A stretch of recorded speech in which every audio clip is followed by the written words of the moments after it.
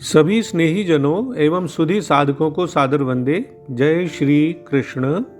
श्रीमद् भगवद गीता अध्याय 6 आत्म संयम योग, जिसे ध्यान योग भी कहा जाता है, और आज का श्लोक है श्लोक संख्या 40। आइए इसका पठन वाचन करें और फिर इसके बहुत सुंदर और सरल भाव को जानने समझने का प्रयास करते हैं। श्री भगवानुवाच पार्थ नैवेह नामुत्र विनाशस्तस्य विद्यते न हि कल्याणकृत् कश्चित् दुर्गतिं तात गच्छति। इसका सरल शाब्दिक अर्थ इस प्रकार है। श्री भगवान बोले, हे पार्थ, उस पुरुष का न तो इस लोक में नाश होता है और न परलोक में ही, क्योंकि हे प्यारे, आत्मोद्धार के लिए अर्थात भगवत प्राप्ति के लिए कर्म करने वाला कोई भी मनुष्य दुर्गति को प्राप्त नहीं होता। Shri Bhagwan said, Arjuna, there is no fall for him either here और hereafter, for O my beloved, none who strives for self redemption, that is God realization, ever meets with evil destiny। तो सबसे पहले हम संस्कृत शब्दों का हिंदी अर्थ पदच्छेद के माध्यम से देख लें और फिर इस श्लोक का जो बहुत सुंदर भाव है उसको जानने समझने का और विश्लेषण करने का प्रयास करेंगे। पिछले श्लोक में अर्जुन ने अंत में 39वें श्लोक में कहा था कि हे श्री कृष्ण, मेरे इस संशय को संपूर्ण रूप से छेदन करने के लिए आप ही योग्य हैं, क्योंकि आपके सिवा दूसरा इस संशय का छेदन करने वाला मिलना संभव नहीं है।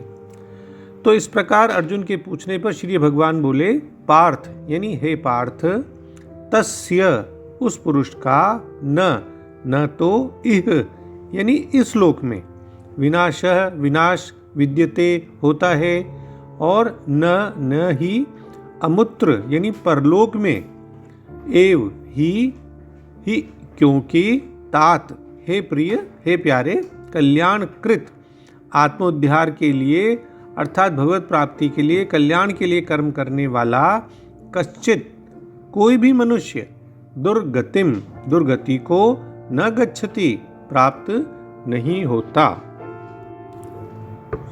तो सबसे पहले देखते हैं कि शंकराचार्य जी इस श्लोक के बारे में क्या बताते हैं। वो लिखते हैं कि श्री भगवान बोले, हे पार्थ, उस योग भ्रष्ट पुरुष का इस लोक में या परलोक में कहीं भी नाश नहीं होता है, क्योंकि हे तात, शुभ कार्य करने वाला कोई भी मनुष्य दुर्गति को अर्थात नीच गति को नहीं पाता। अब आदि शंकराचार्य जी एक तो नाश जो शब्द है उसको समझाते हैं कि पहले की अपेक्षा अगर कोई किसी हीन जन्म निचले जन्म की प्राप्ति होती है तो उसका नाम भी नाश है, तो ऐसी अवस्था योग भ्रष्ट की नहीं होती। दूसरा, वो तात शब्द को समझाने का प्रयास करते हैं। पिता को भी तात कहते हैं, पुत्र को भी तात कहते हैं और शिष्य को भी तात कहते हैं। पिता को इसलिए क्योंकि वो पुत्र रूप से आत्मा का विस्तार करते हैं, और पिता ही पुत्र रूप से उत्पन्न होता है, इसलिए पुत्र को भी तात कहते हैं, और शिष्य भी पुत्र के तुल्य है, उसके समान ही है, इसलिए उसको भी तात कहते हैं। जो ज़्यादा प्रिय होता है, स्नेही होता है, उसको तात शब्द से संबोधित करते हैं। यह देखने की बात है कि पूरी श्रीमद् भगवद गीता में तात शब्द केवल इसी श्लोक में आया है। तो अपने उत्तर के प्रारंभ में ही भगवान ने स्पष्ट आश्वासन दे दिया कि कोई भी शुभ कर्म करने वाला न इह लोक में यानी इस लोक में और न परलोक में दुर्गति को प्राप्त होता है। बहुत बड़ी बात भगवान ने कही है, बहुत बड़ा वादा किया है, आश्वासन दिया है। और फिर वो कहते हैं कि हे तात, कोई भी शुभ कर्म करने वाला दुर्गति को प्राप्त नहीं होता। कभी कभी साधक का पतन होते हुए भी या मतलब उसकी मृत्यु हो जाए तो भी उनका विनाश नहीं होता। देखिए, तात शब्द को और समझने का प्रयास करते हैं। पुत्र को संस्कृत में तात कहते हैं, उपनिषदों में शिष्य को पुत्र रूप में संबोधित किया है, तो उसी परंपरा के अनुसार अर्जुन को तात कहकर संबोधित करने में उसके प्रति भगवान का एक तो पुत्रवत भाव स्पष्ट हो जाता है, फिर वो बहुत सखा प्रिय मित्र भी हैं तो स्नेह भी झलकता है। कोई व्यक्ति अन्य लोगों के प्रति कितनी ही दुष्टता और वंचना का भाव क्यों न रखता हो, पर वो अपने पुत्र को हानि पहुंचाने का विचार उसके मन में कभी भी नहीं आता। तो इसी पितृ प्रेम से भगवान श्री कृष्ण अर्जुन को आश्वस्त करते हैं कि साधक का कभी वास्तविक पतन नहीं होता।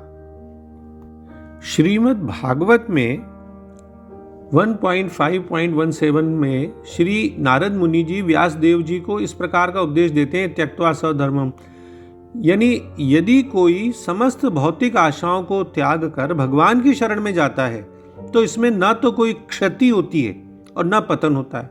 दूसरी ओर अभक्त जन अपने अपने व्यवसायों में लगे रह सकते हैं, फिर भी कुछ प्राप्त नहीं कर पाते। तो भागवत पुराण भी आश्वस्त करता है कि असफल योगी को चिंता करने की आवश्यकता नहीं है। भले ही उसे ठीक से स्वधर्माचरण न करने का फल भोगना पड़े तो भी वो घाटे में नहीं रहता, क्योंकि वो प्रभु की दृष्टि से कभी विस्मृत नहीं होता। अर्जुन के मन में बहुत व्याकुलता थी और उसी व्याकुलता ने एक संदेह को जन्म दिया कि भाई जिसको अंतकाल में परमात्मा का स्मरण नहीं होता उसका कहीं पतन तो नहीं हो जाता। वो भगवान से पूछते हैं, कांग गतिम कृष्ण गच्छति। तो इसका प्रश्न का उत्तर देने से पहले ही अर्जुन के हृदय की वो व्याकुलता दूर कर देते हैं। पार्थ नैवेह नामुत्र, हे प्रथानंदन, सच्चे हृदय से साधन करने वाले मनुष्य का न तो इस जन्म में पतन होता है न मरने के बाद ही पतन होता है। अभी हम इसी अध्याय के अगले 41वें से 45वें श्लोक तक भी और विस्तृत रूप से इसका विवेचन देखेंगे। कहने का मतलब है कि उसकी योग में जितनी स्थिति बन चुकी है ना, उससे नीचे वह नहीं गिरता, उसकी साधन सामग्री नष्ट नहीं होती, उसका पारमार्थिक उद्देश्य नहीं बदलता। यानी जो भी कुछ उसने पुण्य लाभ किया है एक तरह से कहें तो वो उसके अकाउंट में क्रेडिट हो जाता है, बैलेंस में बना रहता है, वो बैलेंस खत्म नहीं होता। इस संदर्भ में श्रीमद् भागवत के 5वें स्कंद के 7वें 8वें अध्याय में एक बहुत सुंदर किस्सा आता है कि भरत मुनि भारतवर्ष का राज्य छोड़कर एकांत में तप करते थे, लेकिन दया के कारण हरिण के बच्चे में आसक्त हो गए, तो दूसरे जन्म में उनको हिरण बनना पड़ा। लेकिन उन्होंने जितना त्याग तप किया था, सिद्धि साधन की पूंजी इकट्ठी की हुई थी, वो नष्ट नहीं हुई, वो क्रेडिट रही उनके अकाउंट में। तो उस हिरण के जन्म में भी वो नष्ट नहीं हुई। उनको पूरी पूर्व जन्म की बात याद थी, जो फिर मनुष्य जन्म में रहती नहीं है कई बार। तो वे इस हिरण के जन्म में भी बचपन से अपनी माँ के साथ नहीं रहे, हरे पत्ते नहीं खाए, सूखे पत्ते खाए। मतलब ये कि अपनी स्थिति से नहीं गिरने के कारण हिरण के रूप में जन्म लेने पर भी उनका पतन नहीं हुआ। तो इसी भाव को हम इस तरह समझ सकते हैं कि इसी तरह से पहले मनुष्य जन्म में जिनका स्वभाव सेवा करने का, जब ध्यान करने का रहा है और विचार अपना उद्धार, अपना कल्याण करने का रहा है, वे किसी कारणवश अगर अंत समय में योग भ्रष्ट हो जाएं तथा इस लोक में पशु पक्षी भी बन जाएं, तो भी उनका वह अच्छा स्वभाव और सत संस्कार नष्ट नहीं होते। और बहुत ठोस आश्वासन देते हैं अगली पंक्ति में, न ही कल्याणकृत, कि हे तात, कल्याणकारी कार्य करने वाले की दुर्गति नहीं होती। यानी कोई साधक अगर कल्याणकारी काम करने वाला है, किसी भी साधन से सच्चे हृदय से परमात्म तत्व की प्राप्ति करना चाहता है, तो फिर ऐसे साधक की कभी भी दुर्गति नहीं होती, उसका पतन नहीं होता, क्योंकि उसकी रक्षा तो भगवान ही करते रहते हैं। योग क्षेमम वहाम्यम, फिर उसकी दुर्गति कैसे हो सकती है। गीता जी के 17वें अध्याय के 27वें श्लोक में आया है, कर्म चैव तदर्थीयम सदित्यवाभिधीयते, यानी उस परमात्मा के लिए जो काम किया जाता है वह सत हो जाता है, और सत उसका तो कभी अभाव होता नहीं है, ना भावो विद्यते सत। हमने गीता जी के दूसरे अध्याय के 16वें श्लोक में देख लिया। तो इसी बात को तो भगवान यहाँ कह रहे हैं कि कल्याणकारी काम करने वाले किसी भी मनुष्य की दुर्गति नहीं होती। तो अगर सरल शब्दों में, दूसरे शब्दों में इसका श्लोक का भाव देखें तो परमेश्वर श्री कृष्ण ने कहा, हे प्रथा पुत्र, आध्यात्मिक पथ का अनुसरण करने वाले योगी का न तो इस लोक में और न ही परलोक में विनाश होता है। मेरे प्रिय मित्र, प्रिय यानी तात और मित्र तो हैं ही, वो शिष्य भी हैं। तो मेरे प्रिय मित्र, भगवत प्राप्ति के मार्ग पर चलने वाले का पतन नहीं हो सकता। तात तो एक स्नेहपूर्ण शब्द है जिसका साहित्यिक अर्थ तो वैसे पुत्री होता है, तो यहाँ वो अपना स्नेह ही उसके प्रति प्रदर्शित कर रहे हैं, ये हमें भाव लेना चाहिए। गुरु भी कई बार शिष्य को स्नेहपूर्वक तात ही कहकर पुकारते हैं। तो कहने का मतलब है कि ये स्नेह और ये कृपा व्यक्त करते हुए भगवान श्री कृष्ण मानो ये कह रहे हैं कि भगवान उनकी सहायता करते हैं जो उनके मार्ग का अनुगमन करते हैं। और देखिए, बहुत ही अच्छी बात है कि यह श्लोक इस बात की पुष्टि करता है कि भगवान अपने भक्त की इस लोक में और परलोक में रक्षा करते हैं। और यह उद्घोषणा करना भगवान का सभी साधकों के लिए बहुत बड़ा ठोस आश्वासन है, वादा है। यानी अच्छे कर्म करने वाले मनुष्य पर कोई विपत्ति नहीं आती। भगवान सभी अच्छे कामों में लगे लोगों को आशीर्वाद देते हैं। भले ही साधक पूर्णता प्राप्त न कर पाए, उसे न तो इस लोक में न ही परलोक में विनाश का सामना करना पड़ता है। यही भगवान का सभी साधकों से वादा है कि अच्छे लोग भगवान की कृपा के प्रकाश में जीते हैं, फलते फूलते हैं। भले ही उनके पास भौतिक धन न हो अधिक, उन्हें अपने वर्तमान या भविष्य के बारे में कोई संदेह करने की जरूरत नहीं है, क्योंकि भगवान ने घोषणा कर दी है यहाँ कि वे कभी भी बुरी स्थिति में नहीं आएंगे। जब भी मन में संदेह या भय उत्पन्न हो किसी को, तो भगवान के इस वादे को याद रखें कि अच्छा करो, तुम्हारा भविष्य सुरक्षित है। एक सामान्य शब्द है ये कल्याण कृत, यानी जो अच्छा करता है। तो भगवान अपने शिष्य को अत्यंत स्नेहपूर्वक हे मेरे पुत्र यानी तात कहकर संबोधित करते हैं। भगवान तो सभी साधकों के प्रति पितृवत भाव ही रखते हैं और इस जन्म में और परलोक में भी उनकी देखभाल करेंगे।